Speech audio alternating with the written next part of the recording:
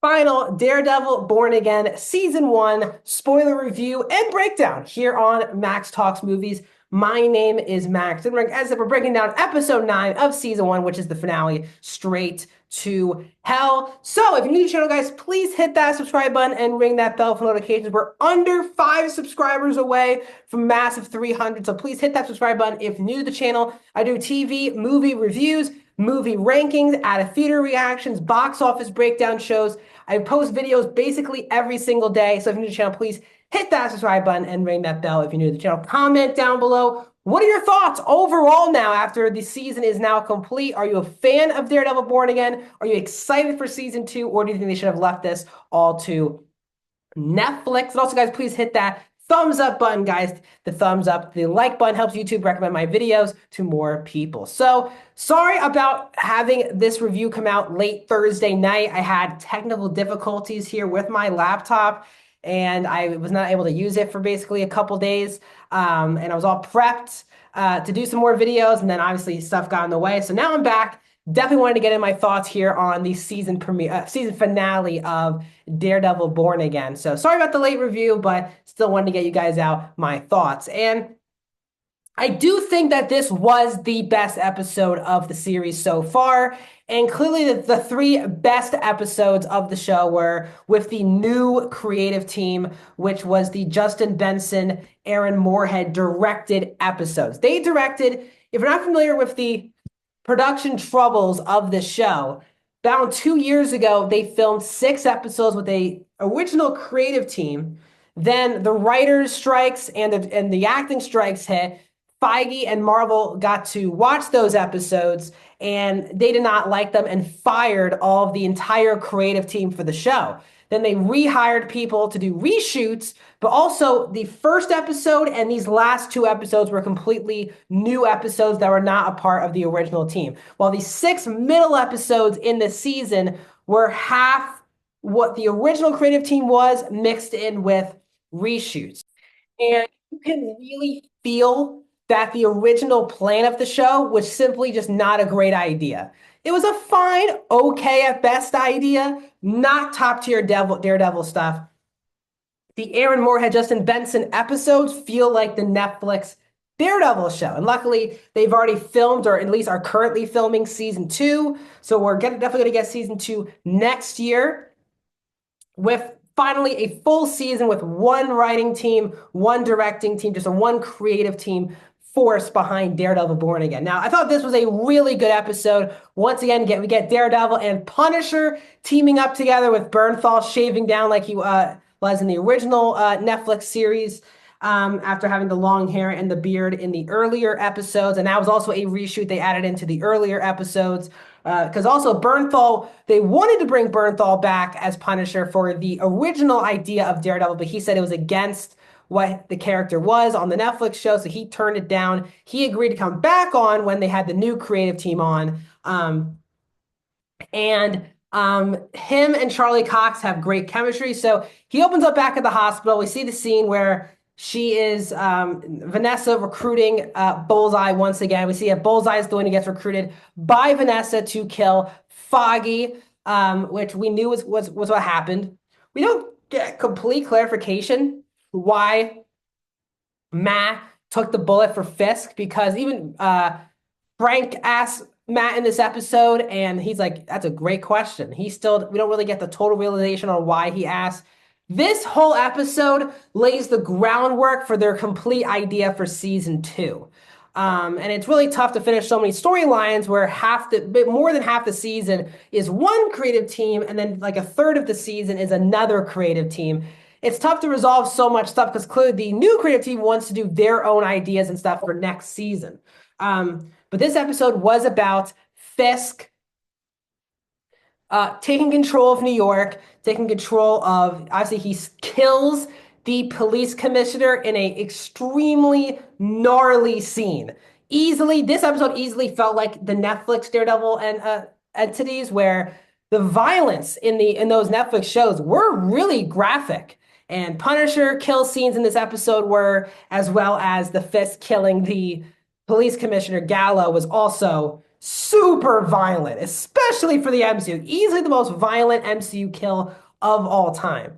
Um, Michael Gandolfini crushed it in his like one major scene in the episode where he's talking to, or as Daniel Blake, as he's talking to some of the people who helps run New York, and he learns that all these people also are doing some dirty stuff, and instead of being like, I can release this to the public, or you could support Mayor Fisk, not telling you the bad option or not, but just letting you know those are the options.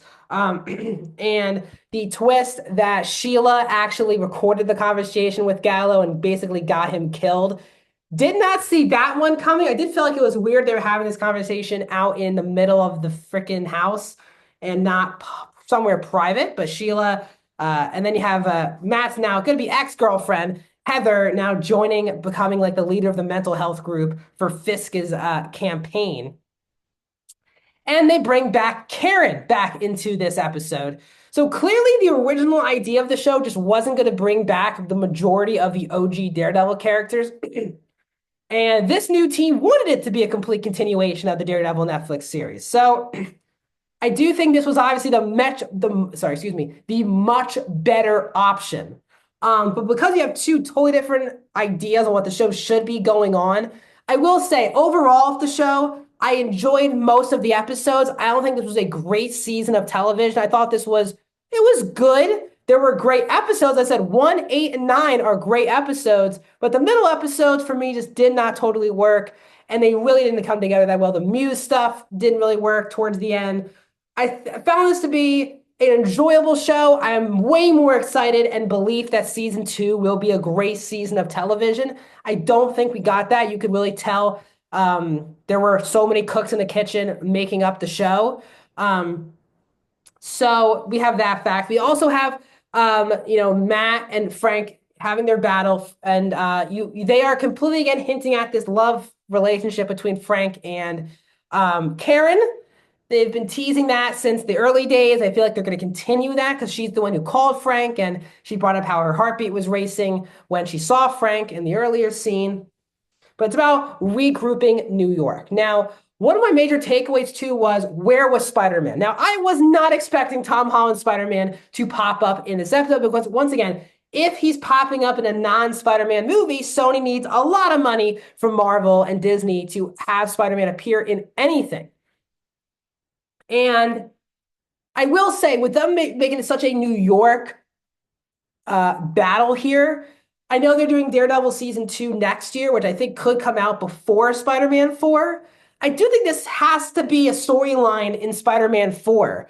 I do believe that Daredevil season 2 will lead into Spider-Man 4, and we could get Fisk still as mayor in Spider-Man 4, and you still have Daredevil, Punisher, and Spider-Man. And I think it's a good idea that maybe Spider-Man is not in Doomsday, but is in Secret Wars. And I think it's a great idea that we have a low-key, non-multiversal Spider-Man movie focusing on this battle in New York. Because, again, Spider-Man lives in New York. He was mentioned once or twice in this series. Obviously, Fisk is now the mayor, and he's basically saying we're getting rid of all vigilantes. That includes Spider-Man. So I do think it will be really stupid, in my opinion, if this whole issue of Fisk running in New York all gets settled without Spider-Man. I do, because in the Daredevil show, it was not about global New York. Like, this is all about New York. The whole city. Fisk is the mayor. He's talking about getting rid of vigilantes. He's mentioned Spider-Man. So as I said, I do think they're going to resolve some things in Daredevil season 2. I do think it should lead into this whole storyline with Fisk as mayor should end in Spider-Man 4. That's my opinion. Don't know if they're going to go ultimately in that direction, but I believe they should, because I was thinking about the whole episode, like, this is New York. Spider-Man would probably help, but we shall see. Fisk and Vanessa being on the same page obviously is not a good thing for Matt, as he tries to bring people in New York together to go up against Fisk. It was a lot of setup for next season, but I'm all down for that. The best scene was when the knockoff Punisher cops are trying to interrogate Frank and basically say, we're giving you this one chance. We idolize you. And he's like, Idolize me for what? You have no idea what I've been through, my pain, my suffering. You guys are all just fanboys. I would just spit on you on the street, all this stuff. It was a great scene. Burnfall is fantastic as this character. It was a very Frank Castle scene, which I just loved. But he gets taken into custody into the prison on Red Hook with into being, in Kingpin's prison. And Matt learns that Red Hook is off the books, no taxes, and they can launder money, gamble, all that stuff legally. And that's why Red Hook is where Fisk has all of his prison people at. So we learned that in this episode. And the post-credit scene of this, the finale here was, it looks like Frank breaking out of this prison. So we're definitely set up for, I think season 2 will be very close and feel like Daredevil, like the perfect continuation to the Netflix series. This show's original idea was not that to be a continuation. So the whole middle portion of the show doesn't really feel like right into Daredevil season 4. It feels more like a Daredevil MCU show. While I do think Daredevil episodes 1, 8, and 9 feel like the perfect combo of Daredevil, Netflix, and the MCU.